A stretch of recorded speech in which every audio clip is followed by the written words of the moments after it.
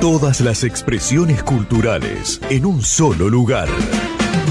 Cultura Express.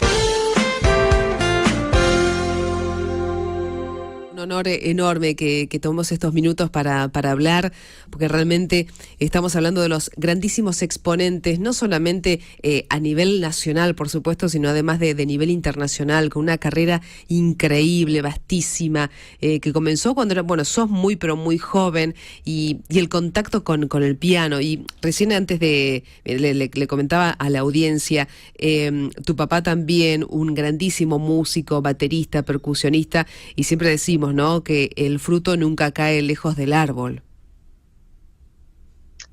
Sí, por supuesto, mi padre fue muy, muy importante. Así que bueno, nada, empecé a estudiar con él música a muy temprana edad y la música siempre estuvo muy presente en mi familia. Como músicos profesionales desde mi tatarabuelo. Claro. Así que, bueno, de alguna manera sigo una tradición en la familia y muy feliz de poder compartir, bueno, lo que siento de la música, la alegría que me da con todo el público. Exactamente. La música y el piano, cuando eras muy, pero muy pequeño, ¿comenzó como un juego?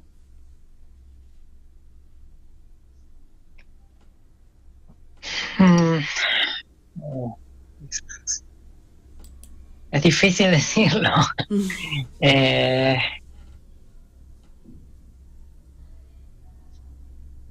No, es súper difícil decir eso. La verdad que lo estoy pensando mucho.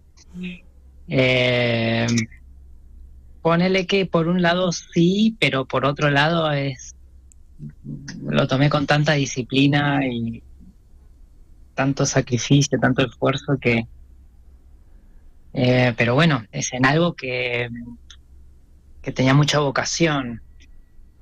Claro. Por lo tanto, bueno, pudo ser un juego, o puede ser un juego hoy también, pero bueno, sigue siendo mi modo de vida. Sí. Así que es muy complicada esa pregunta. Sí, Depende sí. de qué vos pienses que es un juego. Claro, que los chicos, o sea, lo que pasa que, a ver, una familia de músicos con una trayectoria increíble, y también era muy natural que hagas música también, ¿no? Que comiences a ver al piano, o que si el piano u otro instrumento, que lo veas también en forma familiar. Por eso me refería como una especie de juego, como comienzan todos los chicos a investigar, y luego eso se convierte en una pasión. Sí, hilando muy fino. Tengo muchas maneras de ver mi contexto, y el contexto no es todo un juego de niños. Uh-huh. ¿Sí? La vida de un artista es muy complicada, con muchos más bajos que altos. Y eso lo viví desde muy pequeño. Por lo tanto, sí hay una parte que puede ser de juego, pero hay otra parte que tiene que ver con la propia crisis de la vida de un artista. Exacto. Y eso yo lo conozco desde que nací. Exactamente. Y además, cómo te brinda una madurez y una apuesta ante la vida también muy especial, ¿no? Porque tan solo tenías 16 años cuando ganaste el tercer concurso internacional de piano. Y estamos hablando en la Scala de Milán, nada más y nada menos. Claro, puede ser que todo esto que estoy hablando, como se van acumulando tantas historias, y entonces no es que yo, digamos, nací de la nada, sino que toda esta acumulación de responsabilidades y crisis ligadas al ámbito del arte me hicieron también tomar mucha responsabilidad y dedicarme con mucha disciplina. Exacto, ¿no? Exactamente. A mi arte. Tal cual. Pensando estar muy preparado para todas las adversidades. Y si bien es cierto que la verdad que fue muy brillante y muy rápido todo lo que aconteció en mis primeros años, yo creo que también se debe mucho a una acumulación, ¿no?, de tradiciones.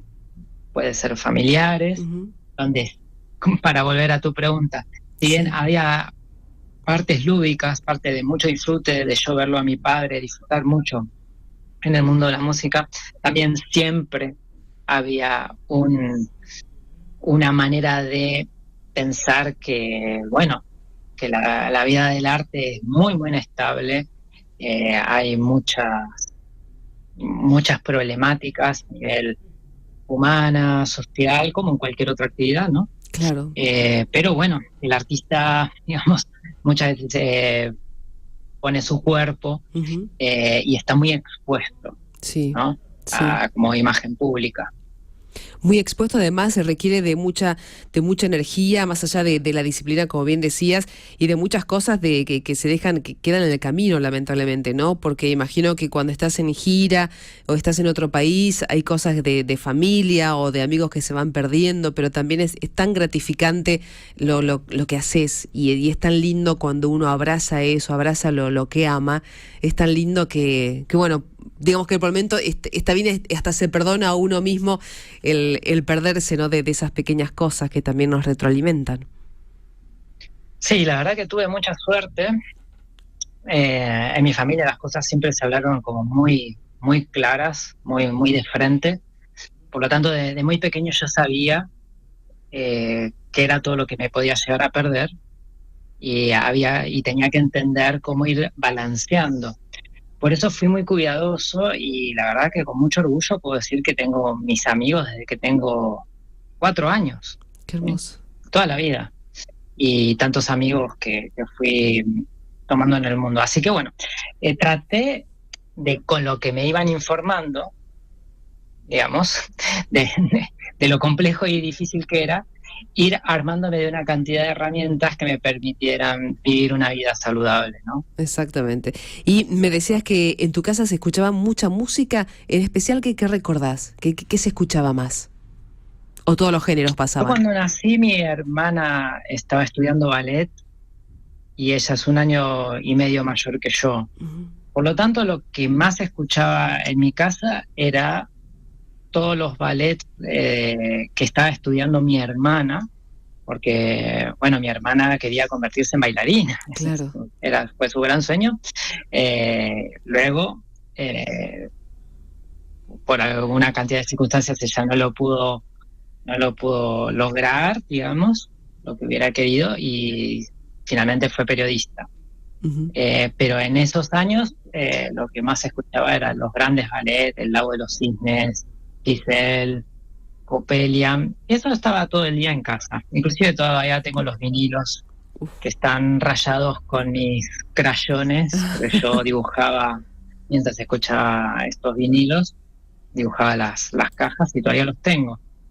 Qué hermoso. Y, y mi padre en ese momento también tenía muchas actividades como músico, por lo tanto él estaba escuchando permanentemente músicos de jazz como Chick Corea. No recuerdo mucho rock, pero mi padre luego tuvo un grupo de rock. Eh, Así que esporádicamente mi padre sí escuchaba algo de rock, pero no era lo que más escuchaba. Claro. Así que mucho que tenía que ver con la actividad de mi padre. Eran grandes bateristas de Estados Unidos que Sí. le fascinaban, eso lo escuchaba muchísimo con él. Y bueno, así que bueno, qué sé yo, era la música que se escuchaba en mi casa y me gustaba ver estos videos que veía mi padre de muchos músicos y yo, bueno, veía que eso era lo que yo quería hacer, Ujú. así que lo manifesté, eso. Qué hermoso. Apenas supe hablar, se los manifesté y acá estoy, Es, digamos, 38 años después dando conciertos. y enhorabuena por eso, tal cual. Y también este hermoso repaso, y vamos a estar viendo por distintos estados de ánimo, porque el próximo miércoles en el Auditorio Caronti de la Biblioteca Rivadavia, un lugar que te va a encantar porque es realmente fascinante, es una sala preciosa, no deja de ser intimista, que eso es mucho más lindo para disfrutar, por ejemplo, obras de Beethoven, de Gustav Mahler, y luego pasamos a Beatles y Cerati. ¿Cómo hacemos con todo eso? Es mucho. La verdad que es un programa muy hermoso que se planteó luego de una gira que hice en Estados Unidos donde por primera vez estaba haciendo muchísimas piezas vinculadas al jazz. Y mi productor Sebastián Celoria me preguntó, ¿y por qué no te animarías a hacer algo con respecto al rock? Ujú. Y entonces allí decidimos hacer los Beatles y me puse manos a las obras para hacer mis propias versiones llevadas a la música clásica Claro. de los Beatles. Wow. Así que bueno, también tengo que agregar que antes estaba hablando de mi familia, que mi padre fue baterista por Ringo. Ah, Y bien cuando yo era muy, muy pequeñito, mi papá, yo no lo recuerdo escuchar mucho los Beatles, era fanático de los Beatles, tenía todos los discos. Y, bueno, entonces mi acercamiento con los Beatles es a través de mi padre, obviamente. Y bueno, decidí hacerle a cada uno de los miembros de los Beatles un movimiento basado en música clásica, atravesando la tradición inglesa de compositores que me fascina, compositores del Renacimiento, de la época de Shakespeare, como William Byrd, John Dowland, del barroco Henry Purcell, ujú, y cómo esta música está presente de alguna manera en mis versiones claro. de los Beatles. Así que traté de hacer un arco musical con respecto a él y de esa manera conectarlo con el resto del programa. De hecho, los Beatles son los que fueron decidiendo todo el conjunto de obras, ¿no? Porque voy a empezar con unas obras de Beethoven Ujú. sobre melodías populares inglesas. Luego voy a tocar una de las mayores obras de Beethoven, que son las 33 variaciones de Abeli, que es una obra fabulosa. Tengo un enorme privilegio de ya haberla tocado todo este año en mi gira. Es una obra que dura 50 minutos, Ujú. ¿sí? De Beethoven. Es una obra cuya historia es muy bonita porque empezó siendo una obra a beneficio de Sí. todas las víctimas, todos los huérfanos y viudas de las guerras napoleónicas. Y esta idea le sirvió, digamos, a Beethoven para componer Claro. estas 33 variaciones, digamos. Y las obras de Gustav Mahler, según Paul McCartney, son obras que él tocaba con John Lennon. Claro. Así Qué que todo este influencia. conjunto de piezas, que son de las más populares de Gustav Mahler, también las incluí en el concierto para hacer un puente directo con mis versiones de los Beatles, ¿no? Claro, exactamente. Y me parecía que lo ideal para este concierto era terminar con Gustavo Cerati, dado que Soda Stereo es uno de los grupos que se vio muy influenciado por los Beatles Ujú. para crear esta enorme popularidad que logró a nivel mundial, ¿no? Así es. Entonces, la verdad que me pareció también ideal conectarlos, y mi trabajo sobre Gustavo Cerati es una sonata que hice en homenaje a él, y sí, con los Beatles tomé compositores del barroco, el Renacimiento inglés. A la hora de abordar la obra de Cerati lo conecté con Alberto Ginastera, Uf, nada más y nada menos. porque en primer lugar me llamó la atención el uso de la escala pentatónica, que es Ujú. una escala muy utilizada en Latinoamérica. Y bueno, me pareció como interesante conectar esos dos mundos. Así que Divino. bueno, son versiones mías, ¿no? Como composiciones, con algunas ideas generadoras de los Beatles y Gustavo Cerati, ¿no? Qué increíble, qué belleza y qué hermoso viajar a través de la música, de meternos en la historia, también de unir estos grandes intérpretes y cómo el rock también, ¿no? Se ve influenciado directamente por esta música, ¿no? En este caso con Mahler, como decíamos, como decías recién, y cómo la música influye también en forma decidida en el rock, la música clásica, ¿no? Claro, sí, sí, es un ida y vuelta. Fue muy interesante para mí descubrir todas las influencias que hay en canciones como las que voy a tocar, Yesterday, Eleanor Rigby, de la música clásica, ¿no? para Paul McCartney, compositores como Bach, que él suele tocar siempre algunos fragmentos de este gran compositor en sus conciertos, fueron fundamentales para crear sus melodías. Así que la verdad que muy, muy interesante fue este descubrimiento, la primera vez en mi vida que empecé con esto. Digamos, ya había hecho algo esporádico, ¿no? Pero nunca en concierto. Claro. Hice una colaboración con Pedro Aznar, por ejemplo, de una canción de Charly García. También hice una canción con el cantante Ciro Martínez de Ciro y los Persas y los Piojos. Pero esta es la primera vez que, digamos, me lo tomé en serio, digamos, para llevarlo de gira y que sea como conceptual. Exactamente. Y que esa gira toque el próximo miércoles en el Auditorio Caronti de la Biblioteca Rivadavia a la hora 20. Y nosotros felices de disfrutarte, de tenerte, de aplaudirte y de gozar con el piano y con la música y con esta selección maravillosa que nos vas a regalar a todos los bahienses. La verdad que encantado. Estuve el año pasado con todo este programa vinculando la música clásica con el jazz, con Gershwin. Así que, bueno, nada, espero que muchas personas, muchos curiosos se acerquen a este concierto.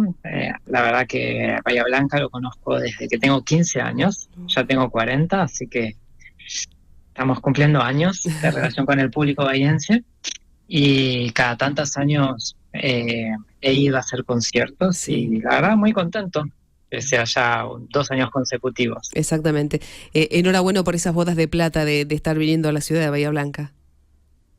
Esos 25 supuesto, años. La verdad que feliz y espero que sea un momento de alegría para todo el público. Así va a ser. Horacio, gracias por estos minutos, muchísimas gracias por tu paciencia, por este amor a la ciudad de Bahía Blanca y felices de disfrutarte. Reiteramos el próximo miércoles 19 a la hora 20 en el Auditorio Caronti de la Biblioteca Rivadavia. Las entradas en venta en boletería, por supuesto, de la biblioteca y además por ticketbahía.com.